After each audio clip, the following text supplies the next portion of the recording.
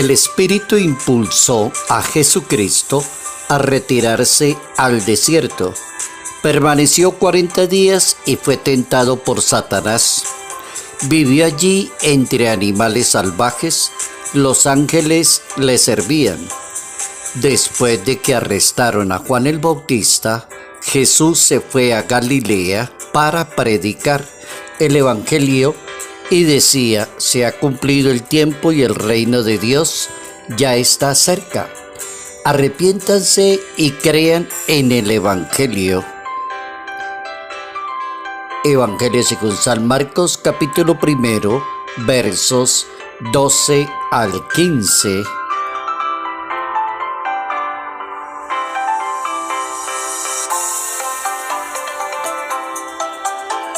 Las tentaciones merecen una buena respuesta.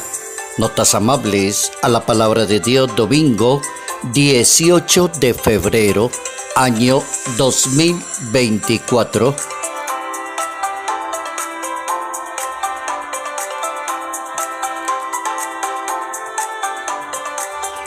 Nuestra Iglesia Católica celebra hoy el día de San Simeón de Jerusalén. San Simeón de Jerusalén, de acuerdo a la tradición católica, fue el segundo en ocupar el cargo de obispo de Jerusalén. Se cree que fue pariente de Jesucristo, según el Evangelio de San Mateo en ese capítulo 13, o en el capítulo 6 del Evangelio según San Marcos. Simeón fue un judío converso del cristianismo. En los relatos de Eusebio de Cesarea sobre la historia de la iglesia primitiva, el historiador dice que Simeón es reconocido como primo de Jesucristo al ser hijo de Cleofás, hermano de San José. De la misma manera, Hegesipo dice que la madre de Simeón fue concuñada de la Virgen María. Y en los evangelios de San Juan y de San Mateo se menciona a cierta hermana de la Madre de Dios, llamada también María, pero esposa de Cleofás. Simeón era hijo de ellos dos. Así lo cuenta Eusebio de Cesarea, que está considerado el primer y gran historiador en la Iglesia Católica. Eusebio de Cesarea aparece precisamente en el año 265. Es de origen griego, favorito del emperador Constantino, obispo de Cesarea en el año 313, y es llevado para que se enfrente con Atanasio y funda la historiografía eclesiástica. Ahí aparece por primera vez en la historia algo que se llama historiografía eclesiástica, que fijó las bases de la cronología hasta el año 323 y escribió la historia del cristianismo. Eusebio de Cesarea. Hoy recordamos a San Simeón, obispo y mártir.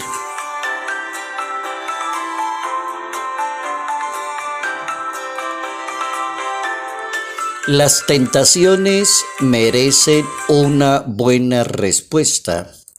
Aparece el tema tentación y es un tema recurrente que corre a lo largo de toda la historia, y hasta que la persona llegue al cementerio tendrá que estar hablando de ese mismo tema, tentación.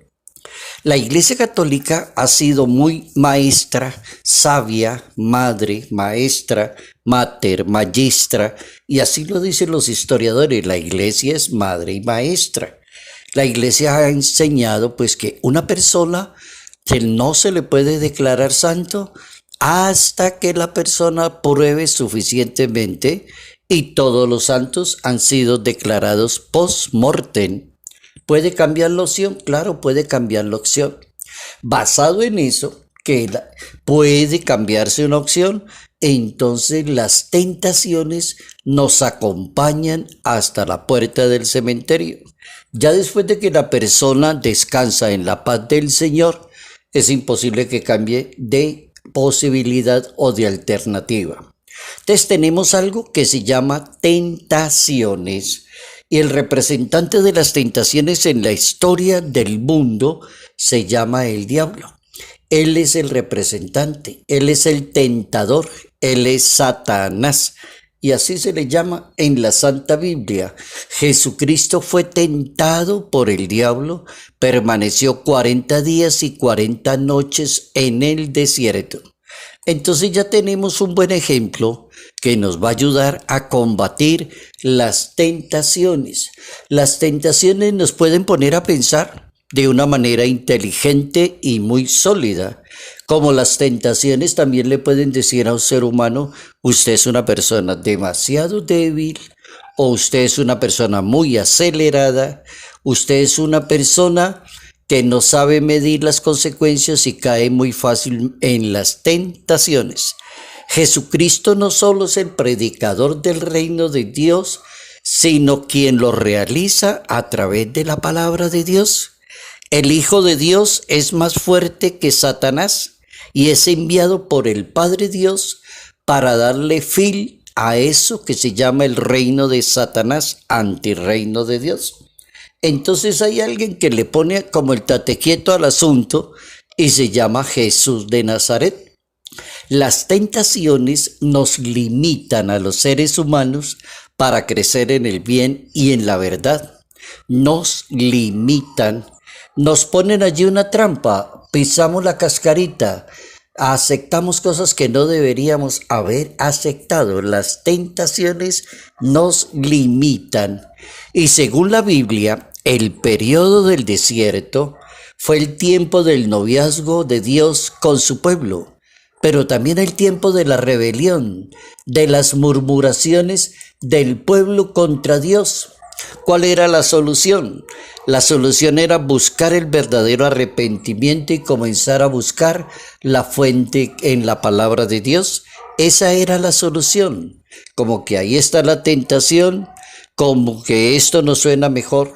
Ahora, la palabra tentación, tema tentación, no es exclusivo de ahí, de ese momentico, de Jesús de Nazaret, de los evangelios de ese primer siglo. No. Si uno se va más atrás allá en la Santa Biblia, encuentra desde la época de Moisés las tentaciones en los patriarcas, en esa época patriarcal.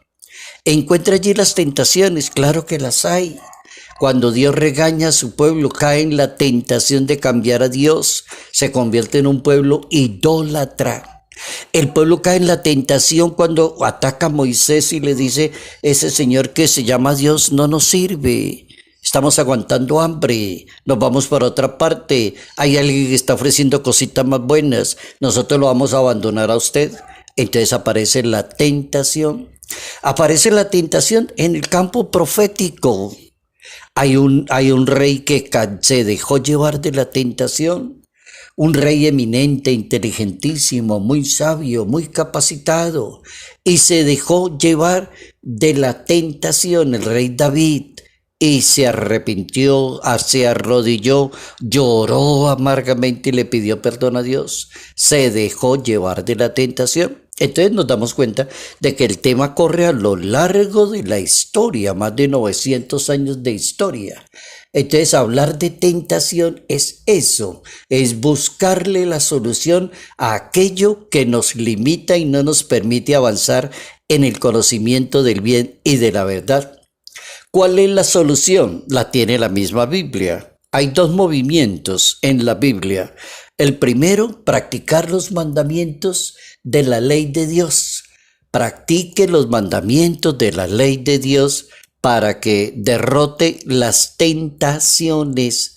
Está en el capítulo 8 del libro de el Deuteronomio. Ese es como un buen consejo sabio bíblico. El segundo consejo bíblico, las pruebas de Dios buscan la superación de la persona. Capítulo 8, versículo 2 del libro del Deuteronomio. Las pruebas de Dios buscan la superación de la persona. Si se le aparecen las tentaciones, también es una oportunidad para demostrar quién es usted. Hasta dónde usted tiene fortaleza, inteligencia y sabiduría y se sabe defender muy bien.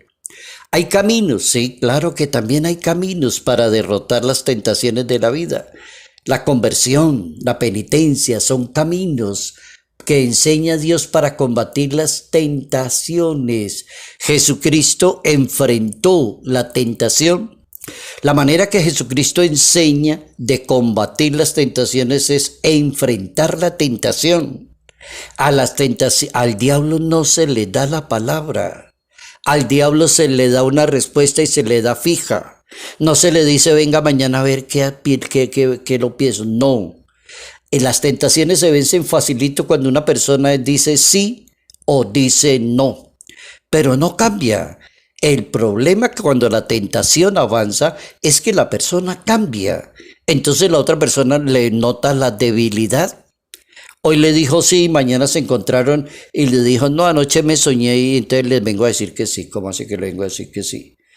Qué bueno conocer personas sí, sí, no, no. Cuando uno conoce personas que están cambiando, nunca han avanzado en sus vidas. Entonces Jesucristo enseña es eso, a combatir la tentación, a enfrentarla con una buena respuesta. Las tentaciones merecen una respuesta. No hay que dejarlas así, colgando en el vacío. En el vacío merecen una buena respuesta. Que la persona sepa que usted ya decidió que no es no. Y no siga llamando y molestando, pero seguirá llamando, porque usted no le ha dado la respuesta. Escuchemos cómo Jesucristo enfrentó la sociedad. La gente pide una señal, dice la Biblia. Jesucristo le tiene la respuesta, sí, no se le dará ninguna señal, punto. No hay nada más que hablar. Capítulo 8 de San Marcos. Apártate de Satanás, piensas como los hombres y no como Dios. Capítulo 8, Evangelio de San Marcos. Apártate de aquí, Satanás, le dice a su más querido apóstol. Oiga, apártese de aquí. Usted parece un diablo. No se me arribe. Sal de aquí. Y no tengo más respuesta. Otra. Ante la inminencia del dolor y de la pasión de Jesucristo, ora diciendo antes de morir, que no se haga mi voluntad sino la tuya, que yo no caiga en la tentación de decir ya no me voy a la cruz, ya no me arrepiento. No, Señor. El Papa Francisco, por ejemplo, recomienda no confiar en el diablo. El Papa Francisco dice, él es el campeón de los mentirosos, es el padre de la mentira, sus propuestas son siempre mentira, es un derrotado, pero se mueve como un vencedor, dice el Papa Francisco. Recordemos que hoy hemos aprendido que las tentaciones merecen una buena respuesta. Al diablo no se le da la palabra, se le tiene la respuesta intransigente para dársela.